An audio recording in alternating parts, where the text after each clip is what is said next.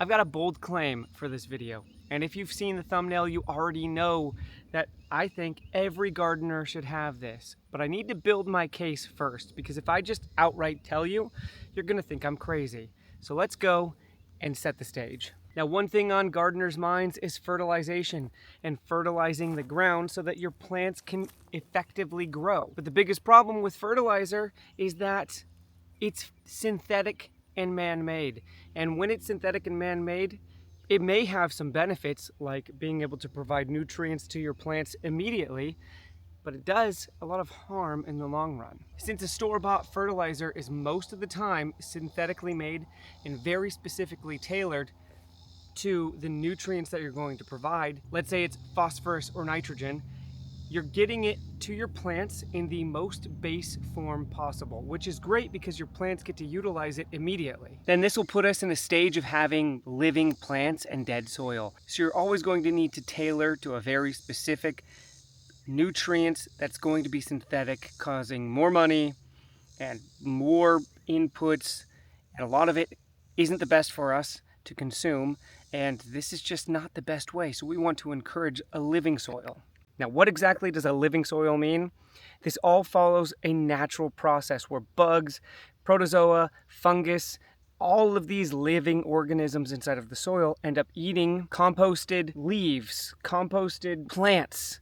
You know, things fall down and then onto the soil, things eat those, they poop, other things eat the poop, and all this natural cycle happens as this decomposing matter is put onto the ground, making everything live and lively on the inside of that soil. And if you're only providing the nutrients directly to the plant and never providing nutrients or food for the things living in the soil, well, then you have a dead soil, nothing living inside of it, and only plants that you're always needing to provide all that stuff to. And one way that we could feed these microorganisms is with compost. And in a way, I almost like to think about compost compared to the soil as your sourdough starter, because anything you bring from here, there are bugs and there's just living stuff in here, and I could bring it over and not just bring the nutrients, but also bring that living matter and worms, what else, and over and put it into the garden, and it will be in the spot helping break down, compost down more things. And this is just one way of giving organic matter into the soil. There are a lot others. Now here we have acreage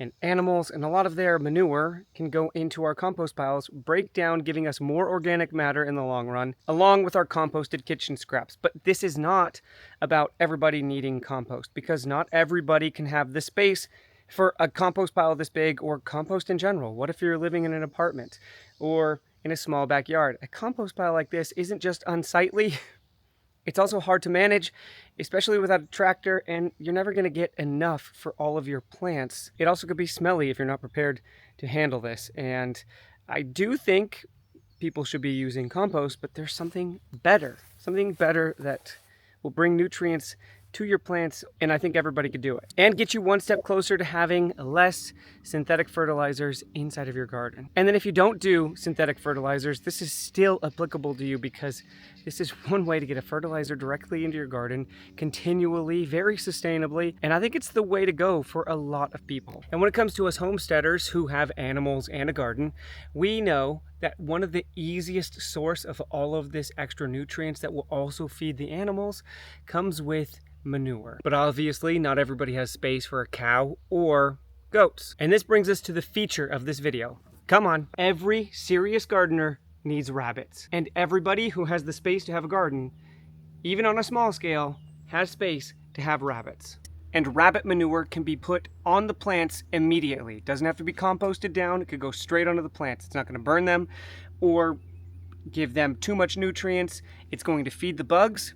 It's going to feed the microorganisms, and it's going to provide nutrients to the plants, slowly released. Unlike those synthetic ones that give food only to the plants and directly, this is going to feed everybody. Now, I have rabbits in a pretty large rabbit hutch, which would fit in, honestly, a smaller backyard even, especially near your garden, and they poop directly onto the ground, which I could come over here and scoop up with a wheelbarrow or even just a shovel.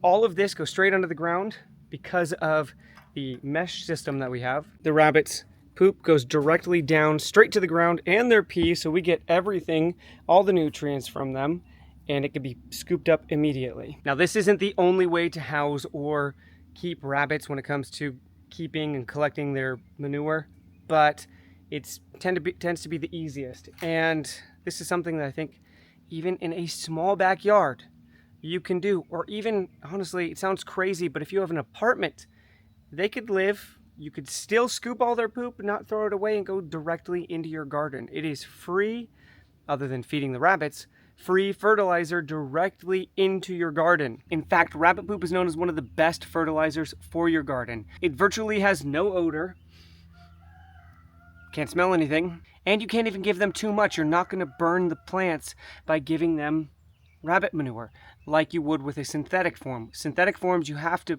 measure out very specifically because you could burn or kill your plants by giving them too much. Because this is a slow release, great option that's going to feed the bacteria and your plants, you're not going to burn your plants. And you might be thinking, yeah, but I don't want to take care of an animal. I get it, especially for people who have jobs or other stuff to do. Well, let me inform you that rabbits are the least input animal that I can think of, period. I give them free choice water, which is on an automatic system. I also give them feed in a large feeder that goes, they probably go a week, 2 weeks without ever finishing that feeder. And I don't touch them. I don't have to be over here. I don't have to look at them. I don't have to do anything. You could have a single rabbit in order to provide tons of manure and nutrients for you, especially if you're going to once a week scoop up a little bit, throw it on your plants, everything will be fine. They provide so much manure, and your plants are going to thrive from their manure. You can call rabbits fertilizer machines. There's a lot of overlap when it comes to gardeners and people wanting to bring in their own food source. And with the rising amount of people not trusting grocery store provided meat, rabbits are a very sustainable source for food that takes up a lot less space than chickens. Because when it comes to people thinking about chickens, they think they need to have space to, it's called tractoring. If you're not familiar with this, it's called tractoring your chickens. You put a chicken inside of a tractor or like a mobile unit, and then you drag your chicken. And yes, I know most people aren't going to have the space for that, but I have there's 19 little babies in here. They're not for food, but this is really what they would need, and maybe one extra hutch to let those babies grow out. And this is all the space they would effectively take when it comes to raising your own meat. Now again, I know that's not for everybody and all gardeners, but it is worth noting if you are wanting to take more of a food security into your own hands, you could raise your rabbits. You could raise rabbits also as a dual purpose food source. And they're just adorable, cute animals to have around. But at this point, you might be still thinking I'm crazy, or hopefully I've convinced you that everybody, or every serious gardener at least, really needs rabbits as a fertilizer machine. Let me know down in the comments what you think. If you think I'm crazy, or if you think I'm onto something. Let's talk about it more down in the comments. And if you're curious on how I give low inputs to my rabbits and how I have a automatic water feeder that always waters them, check out this video at the end, and I'll see you next time.